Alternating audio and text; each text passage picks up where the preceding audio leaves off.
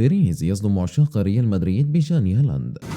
أهلا ومرحبا بكم متابعي قناة ستار سبورت. قبل أن نبدأ نشرتنا نرجو منكم الاشتراك بالقناة والإعجاب بالفيديو وتفعيل زر الجرس حتى تصلكم أخبار كرة القدم أولا بأول. وقبل أن نبدأ في التفاصيل، هل أنت مع قرار ريال مدريد بنسيان هالاند؟ شاركونا بالتعليقات.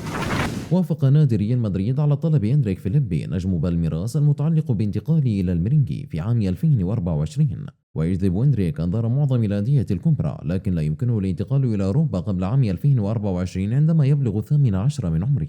ووفقا لصحيفة ماركا الإسبانية، فإن ممثلي إندريك طالبوا من ريال مدريد أن تكون فرصة اللعب واضحة في مستقبل النادي، وأشارت إلى أنهم رفضوا أن ينتقل إندريك إلى ريال مدريد إذا كان النادي لديه رغبة في التعاقد مع إيرلينغ هالاند مهاجم مانشستر سيتي، لأنه من الصعب التوافق بين اللاعبين في هجوم الميرينغي. وذكرت أن إندريك سيبلغ 18 عاما عندما يصل إلى أوروبا، بينما سيكون هالاند في عامه الرابع والعشرين، وبالتالي من الصعب أن يدخل اللاعب البرازيلي في منافسة مع نظيره النرويجي. وقالت ماركا إن ريال مدريد لا يضع هالاند بالفعل ضمن أولوياته رغم وجود شرط جزائي في عقده يمكن تفعيله في عام 2024.